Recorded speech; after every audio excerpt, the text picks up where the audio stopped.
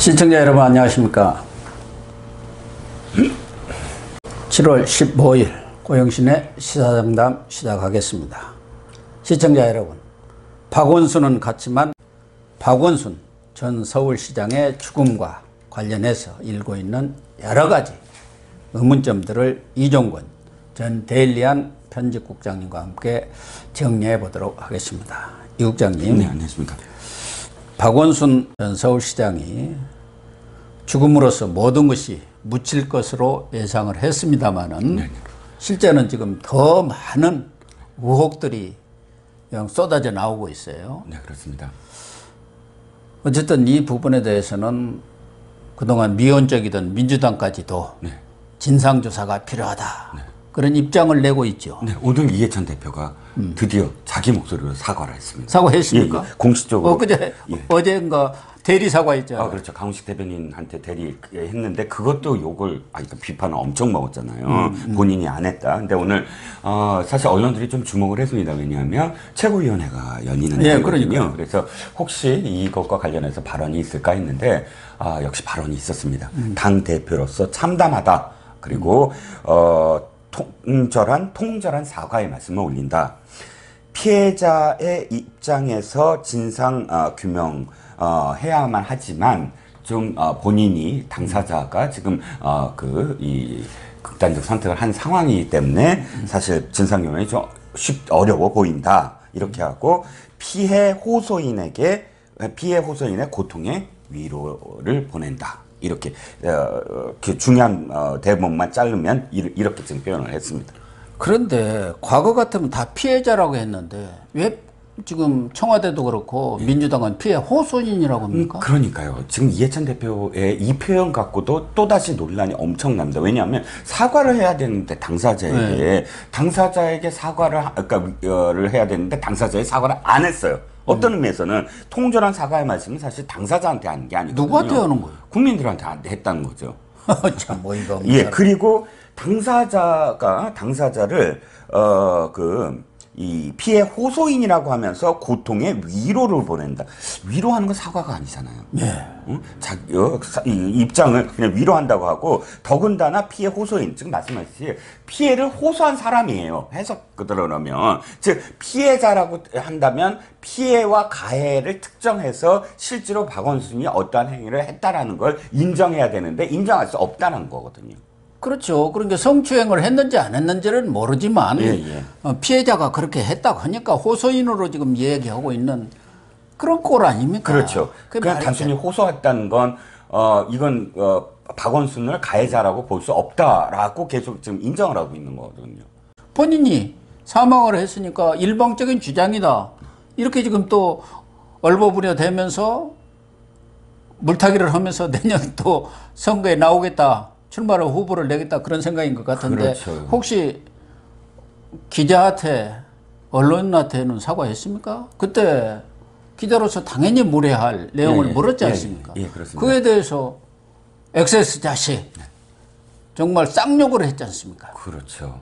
뭐 언론은 다 나와서 사실 XX라고 말하기도 좀 뭐한데 뉴스원이었어요. 뉴스원 기자였는데 지금 뉴스원에 대해서는 사과의 말이 없었던 걸로 지금 나옵니다. 즉 직접적으로 사과하지 않은 이해찬이가 언론에 대해서 갖고 있는 인식 자체가 그런 수준이에요. 그렇죠. 복도에서 지나갈 때 사실 당대표를 기자가 만나는 건 쉽지 않지 않습니까?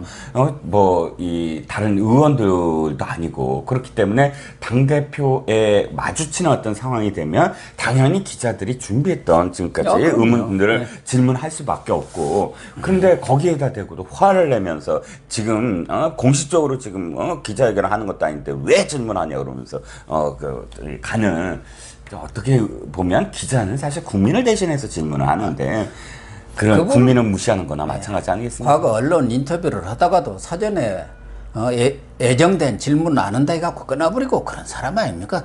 그건 그렇다 하고, 우선 지금 고 박원순 시장과 관련해서 여러 가지 의문들이 제기되고 있는데 좀 몇 가지 정리를 해보죠. 네. 하나는 박원순 시장뿐만 아니라 이제는 전 시장이 되겠습니다만은 서울시 구청 내에서도 이 피해자가 고소를 하고 그것이 문제가 되리라는 것을 사전에 알았다는 알고 있었던 것이 아니냐는 그런 정황 증거들이 지금 나오고 있죠. 네네. 이게 사실 왜 중요하냐면 지금 문제가 왜 불거졌냐면 이겁니다. 사실상 피해자가 고소를 하거나 고발을 하거나 했을 때 당사자가 없으므로 계속 그 수사를 할 수 없다. 이게 공소권은 없음 아닙니까? 그게 틀린 말은 아니에요. 하지만 중요한 건 이수정 그 경기대 그 우리 범죄심리학과 교수도 지적을 했더만요. 중요한 건 고인이 된 가해자의 처벌이만이 아니라 더 중요한 건 이 피해자 소속돼 있는 단체나 기관에서 피해자가 이 피해 사실을 알렸을 때 그것을 조직적으로 은폐했다거나 혹은 그것을 피해자가 원하지 않는 방향으로 해결 조치를 취했다면 그거는 사실은 범죄거든요. 그거 증거 인멸도 얼마든지 할 수 있지 않습니까? 그렇죠. 그런 정보를 가지고. 그렇죠. 그렇기 때문에 이 부분을 밝혀야 된다라는 게 이제 이수정 교수도 지적을 했지만 그 목소리가 지금 커지고 있는 거예요. 왜냐하면 지금 피해자는 4년 동안이나 이것을 문제를 당해왔고 그래서 직접적으로 서울시에 지금 호소를 했고 그런데 첫 번째 돌아온 대답은 뭐냐면 시장이 그럴 리 없다. 그리고 그냥 단순 실수로 받아들여라. 이건 종용한 거거든요. 받아들여라 라고 한 거. 그리고 또 결정적으로는 내가 부서를 바꿔다오. 이분이 지금 비서실로 공채에 들어온 게 아니더라고요. 서울시 공무원으로 들어왔는데 지금 그 부시장으로 있는 권한대행으로 있는 서 부시장이 비서실장 시절에 뽑았어요. 뽑고서 아까 비서실로 뽑은 거예요. 그러니까 다른 부서로 가겠다라고 이야기하는 게 사실은 정당하죠. 근데 그것도 받아들이지 않았다는 거예요. 그러니까 그 이야기 전에 잠깐 또 이야기해 볼 사안은 임순영 젠더 특보라고 있는 모양이에요. 네, 그렇습니다. 그분이 오후 3시에 그러니까 8일이죠. 네. 박원순 시장의 집무실에 들어가서 보고를 급히 했다는 것이죠. 네. 뭐 이런저런 얘기들이 나돌고 있는데 혹시 실수한 게 있습니까? 이렇게 물어봤다는 거 아닙니까? 네. 그러니까 어디서 정보를 그 젠더 특보는 입수한 거 아니겠습니까? 시청 내에서 했는지 뭐 경찰로부터 들었는지 모르지만 박원순 시장이 지금 바쁘니까 좀 이따 얘기하자. 이것은 자기도 모르고 알고 있었다는 얘기 아닌가요? 그렇지 않으면은 뭐 급한 일이 있다는데 뭐 실수한 거 있다는데 그거 뭐야 하고 뭐 물어봤을 건데 본인도 아니까 그거 좀 이따 얘기합시다. 그렇게요. 예, 상황은 좀 이제 애매합니다. 그렇게 추정할 수도 있고 또는 사람들이 그때 뭐 회의를 하고 있었으니까 그 자리에서 얘기할 수는 없었던 상황일 수도 있고 또 만약에 그걸 알았다면 사실 일정을 취소해야 될 만한 사안 아닙니까? 자기가 한 행위가 있으니까. 그런데 저녁 때까지 그러니까 일정을 그대로 다 밟았거든요. 그러니까 전현직 그 구청장들 네네. 자기하고 같이 했던 구청장들 11명하고 7시부터 9시 20분까지 이렇게 식사를 한 것 같아요. 그리고 저녁. 그 후에 이제 본격적으로 회의가 들어가는 네, 공관에서 했다는 거죠. 공간에서 대책회의를. 대책회의가 했는데 자 일단 먼저 지적해야 될 건 뭐냐면 지금 정확하게 그게 밝혀져야 될 것이 언제 알았고 언제 보고를 했느냐 서울시 내에 인사가 그 경위가 굉장히 중요합니다. 왜냐하면 지금 시장은 물론 이 모든 일들에 대해서 보고를 받아야 될 위치에 있는 사람이지만 가해 당사자로 지목된 사람이거든요. 그럼요. 예, 경찰이 만약, 그러니까 이건 지금 3시가 왜 중요하냐면, 4시 40분에 피해자가 30분. 4시 30분에 피해자가 고소를. 변호사와 함께 경찰서로 간 시간입니다. 예. 가서 바로 얘기하진 않았을 거 아니에요. 그 2시까지 계속 차곡차곡 얘기를 진술을 했을 거 아닙니까? 2시 반까지 그 다음날 예. 했단 말이에요. 예, 새벽까지. 그러면 3시 알았다는 건 지금 먼저 그러니까 이 피해자의 움직임을 알았다는 얘기. 있지 않습니까? 그러니까 사전에 입수를 한 거예요. 사전에 뭔가 움직임이 있었다는 것이고 두 번째 대책회의가 굉장히 부적절한 겁니다. 왜냐하면 왜 부적절하냐면 가해 당사자에게 사실은 대책을 마련해 주는 자리가 아니거든요. 그렇죠. 도리어 젠더 특보는 중립적이어야 되고 그러려면 이걸 보고했을 때 가해 당사자에게 가서 이야기를 한다? 이건 있을 수가 없는 거죠. 왜냐하면 증거인멸에 시간을 주는 것이고 뭐 여러 가지 방어할 수 있는 회유도 할 수 있고 경우에 따라서는 해코지도 할 수 있는 여러 가지 가능성들이 있는 거 아닙니까? 그렇죠. 그래서 사전에 알았다는 그런 정황 증거들이 나오고 그 대책 회의 때는 아마 상당히 심도 있는 정보를 얻은 것 같아요. 그러니까 3시 보고할 때는 피해 당사자, 네. 피해자가 고소하고 그런 움직임이 있다는 것을 입수한 것 같고 네. 4시 반부터 조사에 들어갔으니까 그 조사 내용까지를 가지고 대책회의를 한 것 같아요. 예. 그래서 그 자리에서 사퇴 얘기까지도 나왔다는 거예요.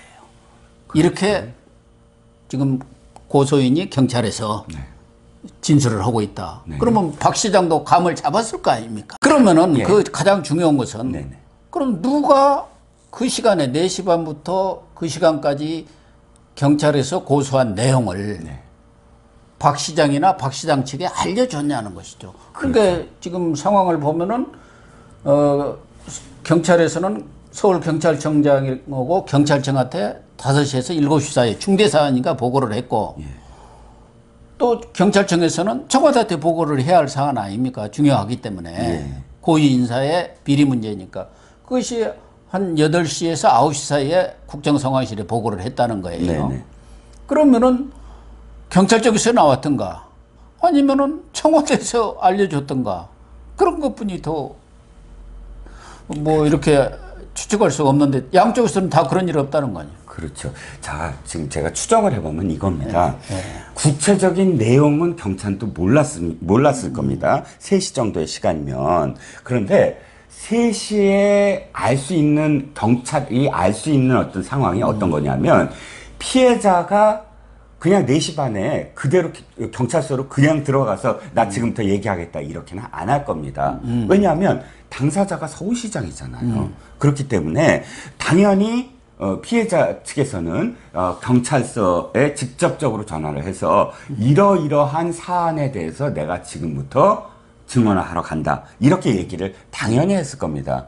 왜냐하면 이미 이 급이라는 게 있잖아요. 사안과 관련돼서. 그런 4시 반에 경찰도 준비를 하고 있었다는 거죠. 그러니까 과장급이냐 아니면 누가 그 진술을 받느냐. 뭐 당연히 예를 들어 검찰에 가더라도 이거 사건 배당을 누가 하느냐가 굉장히 중요한 것처럼. 근데 이미 준비가 돼 있었다라고 추정을 해보면 이 3시 발 이 정보는 어떤 정보냐면 경찰서의 피해자가 내가 이제 갑니다. 뭐 서울시장과 관련해 성 피해가 관련돼서 갑니다. 라는 보고를 이 전화를 받자마자 그거를 정보 보고로 올렸다. 라고 추정을 할 수밖에 그렇겠죠. 내용은 모르지만 그래서 이 지금 젠더 특보도 이렇게 얘기하는 거예요. 혹시 불미스러운 일이 있었나요? 왜냐하면 진술을 하지 아니한 상황에서 내용을 모르기 때문에. 그러니까 예를 들면 경찰의 고위층이라든가 청와대의 고위층에서 그런 정보가 흘러나오지 않았다 하더라도 지금 서울시 비서실에도 경찰의 그 연락관이 나와 있고요. 그렇죠. 또 청와대에도 서울시에 그러니까 박원순 캠프라든가 그런 데서 가까이 일했던 사람들이 행정관이라든가 엄청 많습니다. 가 있는 사람들이 많기 때문에 그렇죠. 그런 정보들은 또 금방 은밀하게 퍼지니까 알려줬을 가능성은 나는 있다고 봐요. 사실 또 공식적으로 라인이 있지 않습니까? 민정수석실 산하에 그 경찰 파견 그 공무원들이 있어요. 경찰에서 파견된. 네, 그러니까. 그리고 이 사람은 어떤 정보도 다 사실 경찰에서 제일 먼저 받을 수 그렇죠. 있는 직위죠. 하지만 중요한 건 이것을 청와대가 각 정보로 받는 것까지 뭐라고 그럴 수는 없어요. 그렇죠. 당사자가 청와대에 있는 것도 아니니까. 하지만 이걸 만약에 바로 이 박원순 측에 알려줬다? 이건 증거인멸 교사가 됩니다. 공무상 기밀 누설이고 증거인멸 교사고 도피 방조고 뭐 여러 가지가 걸리기 때문에 지금 서로들 실시하고 나는 아니다 하고 다른 데로 책임을 떠넘기고 있는 그런 상황들 아닙니까? 그래서 그렇죠. 모른다고 다 오리발 내밀고 있는 거죠. 네, 그렇습니다. 그래서 사실 오늘 11시에 이 서울시가 발표를 하는데 이 진상규명과 관련해서 거기에 이 내용이 포함되느냐 안 되느냐 굉장히 주목을 했어요. 앞서 얘기와 연결이 되는 건데 지금 서울시에서 그 피해자가 지속적으로 4년간 성추행을 당하면서 호소를 했다는 거 아닙니까? 네. 근데 그걸 묵살을 한 거 아니에요. 그렇죠. 그러면 누구가 묵살을 했느냐? 네. 이런 문제가 하나가 있고 네. 서울시는 그동안까지 공식적인 입장은 언론 보고를 보고 이런 사실을 알았다. 네. 그런 입장이었는데 사전에 알고 있었는지 네, 그렇죠. 그런 내용인데 그러니까 이제 진상조사단 구성하겠다 뭐 그런 얘기네요. 그렇죠. 사실 오늘 쉽죠. 아니, 근데 이거 밝히는 건 쉬워요. 왜냐하면 젠더 특보가 3시에 보고를 했다고 얘기를 안 했으면 모를까. 언론에 인터뷰를 했잖아요. 그러면 젠더 특보가 한테 그랬어요. 기자가. 그럼 넌 누구한테 들었니? 라고 물어보니까 젠더 특보가 이렇게 얘기를 합니다. 이제 곧 서울시에서 입장을 발표할 거다.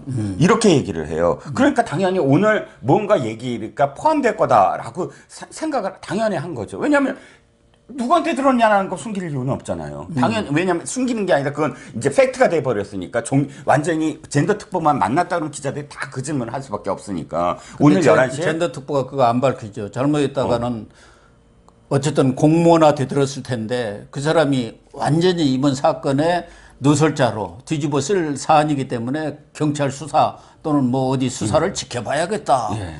뭐 밝힐 수 없다 이럴 그렇죠. 수밖에 없는 상황이에요. 예, 어찌됐든 그래서요, 교수님. 저 교수님하고 저하고 11시에 무슨 내용이 발표될 건가 궁금해 하지 않았습니까? 내용을 제가 좀 요약해 볼까요? 4개입니다. 첫째, 직원에 대한 2차 가해 차단을 최우선 과제로 삼겠다. 그러니까 피해자 얘기입니다. 둘째, 피해 호소 직원이 일상으로 복귀할 수 있도록 지원하겠다. 셋째, 여성단체 인권 전문가가 참여하는 민간합동 조사단을 꾸리겠다. 넷째, 이 직원들의 어떤 뭐 혼란과 상처를 치유하겠다. 이게 다 사실 지금 국민들이 바라봤을 때 아니 지금 물론 서울시 직원들 혼란스러울 겁니다. 하지만 그건 지금 국민들한테 발표할 게 아니잖아요. 그래서 지금 중요한 것은 누가 묵살을 했느냐. 예. 그때 묵살이 되지 않고 부서 이동을 제대로 해줬다든가 그런 것에 대해서 그 지금 뭐 여성 인권 보호관 뭐 그런 관련 인사가 젠더 특보 말고도 서너 명이 있더라고요. 그렇습니다. 조직이 뭐 많아요. 그런데 지금 언론에 알려지기로는 거기 비서실에 6층에 아마 시장실하고 부시장 또 네. 비서실이 있기 때문에 그렇죠. 그거는 6층은 좀 6층 사람들이다 할 정도로 좀 특별한 지역으로 보는 모양인데 거기 5급 비서관한테 그러니까 지난번 여성단체에서 회견할 때도 비서관한테 얘기를 했다는 거예요.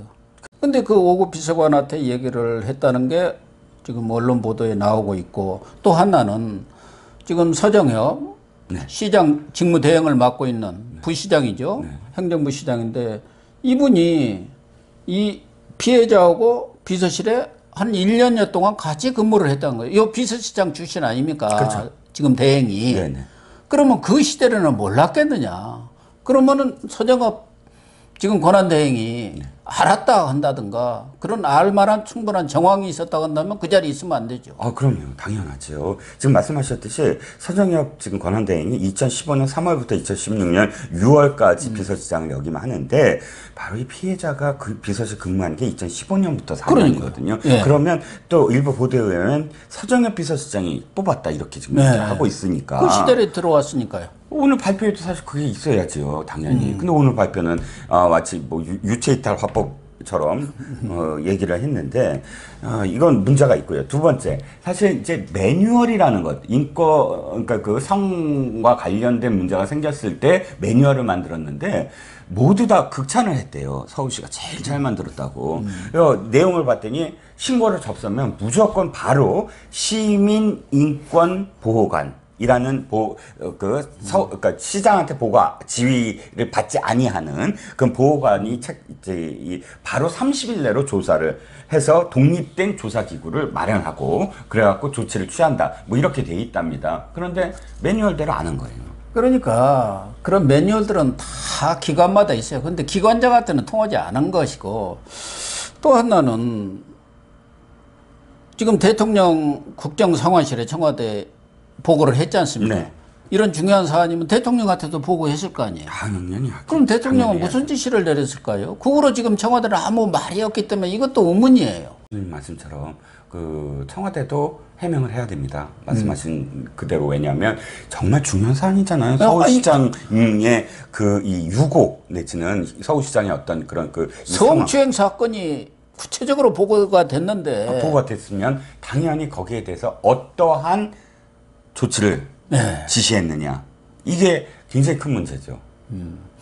그리고 또 하나는 박 전 시장이 10시 44분에 집을 나갔다가 네. 아마 그 휴대폰 통화가 끊긴 게, 전원이 끊긴 게 오후 6시 그 무렵인 것 같아요. 네, 제가 네. 듣기로는. 그러면 핀란드 대사관. 예, 그 한 8시간 정도.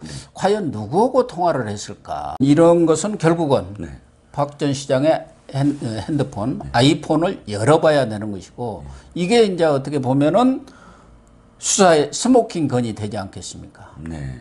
그러니까 이게 지금 뭐 저는 가정을 한번 해봅니다만 가정이라는 게 참 뭐 그 하지 말라고들 다들 그렇지만 역사에 가정은 없다고. 근데 만약에 박원순 시장의 장례를 조용히 치렀다면 그 근신하는 어떤 그런 모습 속에서 그 가족장으로 그냥 저 조문도 받지 않고 했다면 이 문제가 크게 비화되지 않을 수도 있었다. 그런데 도리어 더 막 뭐 가해자가 아니다 이런 식으로 나오니까 이 문제는 덮을 수 없는 문제가 돼버린 거 아닙니까? 그러니까 당정청 여권이 총동원해 갖고 박 전 시장에 대해서 비호 내지는 칭송 뭐 그런 분위기로 추모 분위기로 몰고 간 거 아닙니까? 그 자신들의 정치적 목적 때문이죠. 예. 서울시장 자리를 놓치면 안 된다. 그러면 이게 대선에 영향을 미쳐서 안 조문정국에서 된다. 조문 정치를 한 거예요. 예. 그렇죠. 그렇다 한다면은 경찰에서 수사를 하고 있는데 어떻게 보면 경찰이 수사를 받아야 할 당사자 아니냐. 자기들이 수사한 기록이 흘러나간 거 아닙니까? 어떻게 나갔던. 그럼요. 그러면 과연 경찰이 수사를 해야 하느냐. 아니면은 검찰에도 지금 대검에도 고발이 된 상태 아닙니까? 네, 고발 들어갔습니다. 이렇다 한다면 특임검사를 임명하든 특별수사본부를 발족을 하든 또 야당에서 이야기한 대로 특검을 하든 이렇게 공정한 기관에서 이 진상을 밝혀야만이 신뢰가 있는 거 아닌가요? 예. 아니, 그러니까 저는 그래서 지금 이 집권 여당이 이렇게 문제를 키워 놓으니까 당연히 특임검사 쪽이나 혹은 검찰 그 국정조사나 이쪽으로 그 야당이 이야기하는 것에 대해서 발목 잡는다라고 하는 국민들이 없어요. 당연히 해야 된다 쪽으로 가고 있거든요. 그렇기 때문에 사실상 앞으로 이게 뭐 공소권 없음 뭐 이렇게 해서 경찰은 지금 사실 뭐 수사할 계획 없다 이렇게 밝혔다가 오늘 또 입장이 바뀌었습니다. 포렌식 지금 하고 있고 뭐 하겠다 수사를 한다 뭐 이런 식으로 지금 입장을 바꿨거든요. 그러니까 국민들의 어떤 여론 이게 지금 집권 여당이나 경찰이 더 이상 주저하거나 이렇게 은폐하려는 그런 이 시도를 못하게 만드는 게 아니냐. 근데 이 아이폰도 네. 비밀번호를 이렇게 잠금 장치를 해 놓으면은 지난번 검찰에서도 유재수 감찰 무마 사건과 관련한 그 백모 수사관 아이폰 푸는데 서너 개월, 3~4개월 걸렸지 않습니까? 그러면 이게 부지 하세월이에요. 더군다나 추미애 장관은 뭐 여차하면 수사지휘권 발동하지 않습니까? N번방 사건 났을 때는 또 대통령이 한마디 했다고 거기에 그냥 이런 일은 절대 없이 한다. 이런 일이야말로 수사지휘권을 발동하던가. 그렇죠. 윤석열 총장이 이거 엄격하게 법과 원칙에 따라서 수사 지시를 내려야 하는 거 아닌가요? 특별 지시를? 교수님 말씀 맞습니다. 왜냐하면 경찰이 지금까지 보여준 그 태도는 경찰을 어떻게 믿습니까? 수사를 안 하겠다. 거의 그런 그거죠. 느낌이고요. 또 진짜 가해자에게 알린 지금 의혹이 있지 않습니까? 가해자에게 어떻게 누가 어떤 식으로 알렸느냐 이게 밝혀지기 위해서라도 경찰이 수사를 해서 손을 떼야 되는 게 아니냐라는 목소리는 전 너무나 타당하다고 봅니다. 그래서 이런 거야말로 윤석열 검찰총장이 최근에 워낙 코너에 몰려 있습니다만은 검찰총장으로서 정무적 감각을 발휘를 할 필요가 있는 것 아니냐. 네. 총장은 지휘 감독권이 배제된 것은 검은 유착 수사 문제이지 다른 부분에 대해서 지휘 감독권이 배제된 거 아니잖아요. 그렇습니다. 고발도 이제 접수가 됐고 하니까 좀 지켜는 봐야 되겠지만 저도 검찰이 나서야 될 때다. 윤 총장이 지금 단안을 내려야 될 때다. 이거야말로 무슨 진영도 아니고 사실상 국민들이 뜨겁게 지금 바라보고 있는 문제이기 때문에 아마도 단안을 내리지 않을까 싶은 생각도 드네요. 네, 시청자 여러분. 앞서도 말씀드린 대로 박원순 전 서울시장의 죽음이 가져오는 여러 가지 후폭풍이 어디까지 번질지 가늠하기 힘든 그런 상황입니다. 그럼에도 불구하고 진상은 반드시 규명돼야 하고 윤석열 검찰총장이 나서서 정말 이 수사를 제대로 할 수 있도록 특별 지시를 내려주시기를 저는 간곡히 요청드립니다. 시청해 주셔서 감사합니다.